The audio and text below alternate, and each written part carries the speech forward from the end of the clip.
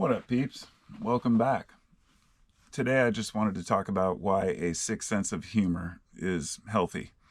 It's just something that popped into my head here while I was sitting in my office, and I thought I'd make a video about it because something that comes to mind every now and again. I have my limits. I mean, I can listen to some, for example, really disgusting comedy, people making some brutal jokes, but there does reach a point where it almost becomes extreme for the sake of being extreme. And with that, I really lose interest quickly.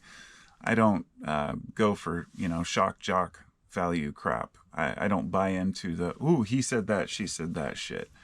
What I do like is when a good comedian can nail some points home that we all know to be at least controversial, maybe not true or false, but to point them out and be comfortable with it, not in a menacing way. And I believe that intention, in my eyes, is 100%. I'd say, let's say intention is 99% of whether something is offensive to me or not.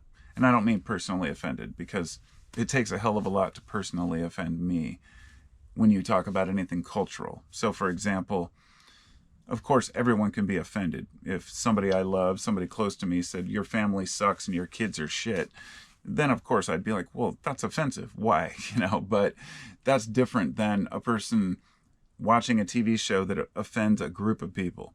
Say, oh, Jews are like this, or this about Christians, or this about, there's a couple, maybe when people put out the old kind of, people who smoke pot. When I was younger, I'd see the stoner, jokes, and I'd be like, oh, come on, we're not all like that. And then I'd laugh at myself and be like, yeah, I guess we all are. And, it's okay, because stereotyping and making fun of who we are is really important. I believe it's not, if you're calling for the destruction of a group of people through making fun of them, that's different than making fun of a group because you grew up around them and you noticed something. A stereotype is usually drawn from not always an accurate conclusion, but at least a conclusion based on a person's observation. So it may be subjective, but you find there are universal subjectivities, that a lot of people have experienced this with this type of person. This, whether, I'm not just saying racially or men versus women, although the men versus women thing, to stereotype men and women is not very hard. There is a general consensus that women can be more emotional, for example, about things, and men might be more headstrong in certain ways or try to be more dominant. But then you find that women might fight amongst other women just the way that men fight. And so we start to point out these funny, these discussions which should be nuanced and really specific to, in at least knowing the intention of the person who's making the claim, to say, dude, I'm just observing this, But I think that making fun of ourselves is perhaps the most crucially overlooked aspect of this.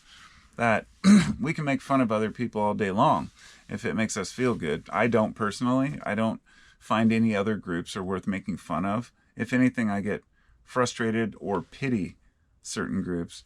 But the only time I find myself feeling that way is when a group's sole existence, and this is important, when a group's existence is based on another group existing. So in other words, if your entire group is formed around rebellion towards another group or another movement, if you would have nothing to stand behind if this other group was gone, unless we're talking about like fighting against, Jeffrey Epstein and his island and all these pedos, that's a totally different story, right? That's a group for good. But let's say that's a religious group that's out to just dispute another religious group. There's no progress being made, really. It's just people disagreeing with each other. And that kind of shit is just a waste of time, in my opinion. But there are some causes that are worth fighting for. There are some groups that are annoying but also beneficial. For example, environmental groups. I guess it pops into my head. This is all spontaneous, off the cuff, so forgive me if I, slack on getting to the point here. But you get to groups that, environmentalist groups. I'm an environmentalist, okay? I care about the environment. And I would stand up and fight for the environment. If somebody's destroying the planet, if you want to call it the planet, by going out in the woods and dumping garbage, I will speak up to that person and say, what the fuck are you doing? You know, clean your shit up. I've seen people throw shit and made them clean it up, you know, not made them, but made them feel guilty enough. And I spent like 6 hours at a campsite one time. There was all this spray paint under this bridge, and I went under there and I painted over all of it with this big thing, clean up your trash. It actually is a video I want to share again on YouTube. But it was like a time lapse of me doing this whole mural about cleaning up your trash, and because I was so disgusted by all the shit I was finding at the campsites. But the thing is, I'm an environmentalist too. I care. But I will not sit with a group of people blocking traffic to make a point about oil, for example, like with what's been going on with this Just Stop Oil group. I've mentioned this before and had people just, you know, totally back them up and say, well, you have to make people notice. You have to make an impact to get on the news. It's like, but no, being infamous is not the same as being famous or being noticed. If you want to get noticed, then get noticed by the people that matter. Go and hope that you can get these executives themselves. Go to the Exxon Mobil, go to Shell. Figure out how to get people to listen to you, because otherwise just harming your average citizen is not solving the problem, right? So when people make fun of environmentalists, for example, those are the ones that they're usually making fun of. However, most of these people still probably care about their planet. You'd be hard-pressed to find anyone that you interview and ask the nuanced questions like, well, do you want the trees destroyed in your neighborhood to make way for parking lots? Of course not, no. But things are complicated and things are difficult to have a solid viewpoint on. Therefore, to call yourself an environmentalist or a, you know, earth warrior, whatever it is, means that you have to understand all of the details about every topic, which no one does, and figure out, okay, so this many deaths are caused by this particular, you know, activity that's going on, this mining or whatever. How many lives are saved, or how many lives would be ruined by discontinuing this, and trying to weigh the options? People don't want to do that. People don't want a discussion where you're weighing the data, where you're looking at the actual information. People want a quick and concise fact. And it's not always that simple. So, because of this, because even if you ask for the nuanced facts and the details, people will basically just say you're wishy-washy or make fun of you for not having a side or a team that you pick. And this brings us back to, you know, the beginning, which is making fun of people, making fun of ideas, making fun of groups. It's important because we can pick out these little problems with the groups. And it doesn't mean we hate the group. I think one of the most difficult for people to swallow is the self-hating fill in the blank. A black guy that makes fun of black people, a white guy that makes fun of white people, you know, a cripple that makes fun of cripples. And everybody knows about the fat guy that just talks about being fat the whole time. There's some lazy comedy. But that's not what I'm talking about. I'm talking about people who really dig deep into these topics, people who maybe become comedians or spokespeople, not because they just want a quick buck to make a dumb joke, but to really make a point through their discussions. I could even go to a guy who is George Carlin, being somebody I grew up with because my father passed when I was 15, and he loved George Carlin, and I remember watching it with him, not understanding half of the shit he's talking about. But since then, I've listened to everything George Carlin's done. There were some very important points he made about culture and society, but he did it in such a vulgar way that it's very hard to stomach for a lot of people. One of his most famous, comes off the top of my head, is talking about fat people in the mall. And how, them and their big fat kids, and they're eating their ice cream cones. And he just goes on and on about it. And so part of you is like, God, you know, that's so judgmental. It's such bullshit, you know. But part of me anyway. And then part of me is like, but it's true. I see these people. We all do. People who raise their kids and don't take care of them and just feed them bullshit and sugar and ice cream all the time. Hey, I'm not a perfect parent, and we all have genetics that we have to, deal with. I get that.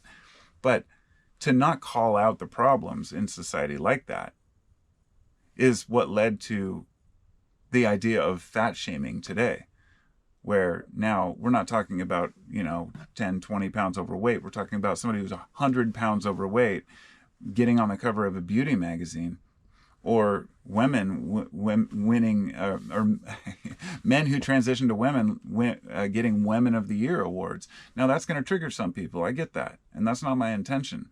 My intention is to say, can you not see how important it is to point these things out, to be able to make fun of these things? This is why I praise, Matt Stone and Trey Parker for South Park in their, 27th, 28th season. Now, I don't even know how many seasons it's been, something like that, but an amazing show that has covered so many of these topics. They had the one with that some of them go over the top too. They're like the George Carlin of cartoons, right? They go over the top and you're like, oh my God, that's so cringe and childish. But the deeper point that's made cannot be denied. And it's done so well. I know that anybody out there who's only watched a few episodes of South Park probably has no clue what I'm talking about and doesn't understand those deeper, darker truths that they've dealt with. Believe me, when you're dealing with a societal thing that people are easily triggered by, and that there's a lot of strong opinions about, some people will be offended. That's the thing. I've never been offended by those shows, because even when it points out some flaw in my own thinking, it gets me thinking about why I feel the way I feel. And I think this is what we're all missing right now. Nobody's thinking about why they feel the way they feel. Why do we feel like we should defend this group but not this group? Or why do we feel like this is important but not this? Why do we still, as Americans, just think war is a normal part of life, and that, we should continue to just be okay with it? Is it because we don't feel like we can do anything about it? I mean, no, majority of Americans don't want war. They don't want weapons sent overseas, but we just kind of bite our tongues, right? The same way most Americans don't think we have a huge problem with racism. Yes, we can recognize the structural problems that have developed over centuries, which aren't just unique to America, the United States, by the way. Structural racism is built into every system around the globe. But we can start to move past this, and we have. And we've come a long way in civil rights, in suffrage, women's rights. We've come a long way in improving the world. But we're at a time when people can't recognize the things that we've done that are positive and are completely focused on the bullshit. The one group, like the people who are still focused on what happened in Charlottesville, for example, because a bunch of guys with tiki torches and polo shirts, a bunch of fucking douchebag white boys, college kids who had nothing better to do, marched around with torches and somebody got killed. It created this whole fear that the nation is full of all these white supremacists, right? The same way that when a few guys in black hoodies in Portland ran around and broke some windows, there were people out in the middle, in the country and farmlands, blocking their freaking roads, thinking that buses full of Antifa were coming into their small towns to invade. This all happened. This is the world we live in. We're always pointing the finger at another group and assuming things are dangerous, and not just kind of laughing at ourselves for believing dumb shit, for not understanding that most people mean well, that most people just want to live their own lives. And for the small group of people, the very small, less than 1% group of people who cause the problems, and this is from both ends, there are 1% of people who cause the problems that are in power, and there are 1% of people who cause the problems who have no power whatsoever. The extremely, the ones who work for car fucking theft rings, the people who make all these shoplifting runs, people who get busted hundreds of times for crimes and just keep getting released. Part of me says we need tougher laws. Part of me says we need lax laws. I don't know what to think about all that. But I do know that as a society, we need to step up and realize that our neighbors, most people, mean well.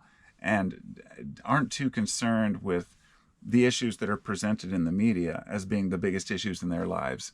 I know very few people who are worried about what's going on with free speech on college campuses. Most people are more concerned about whether they can pay their fucking mortgage next month, or whether they can buy a house for their family, or whether they will even have kids, because this world's so crazy right now. And this is what we're missing. We're getting people totally wrapped up in bullshit that doesn't matter, and that's why we need to continue to filter it through comedy. It helps to allow us to step back and see things for what they are. You don't have to like every comedian. Heck, I don't like most of them. You don't have to like all the topics either. But there's something that relates to everyone. And really, once you lose comedy, you've lost everything in society. If you can't laugh, it's over. And those are my thoughts. So, it doesn't mean we have to laugh at each other, although we can. It means we should laugh with each other about the absurdity of this thing we call life and the fact that we exist on this planet. And when you look at the pale blue dot from the Sagan, viewpoint, sitting there in space, floating idly, makes you wonder why we worry about such trivial bullshit and fight over such mundane nonsense. Sounds like all the ice is melting off. I can hear it just pouring off my house. Been trapped for 5 days. I'm ready to get out of here. See you next time. Thanks for coming along. Be well.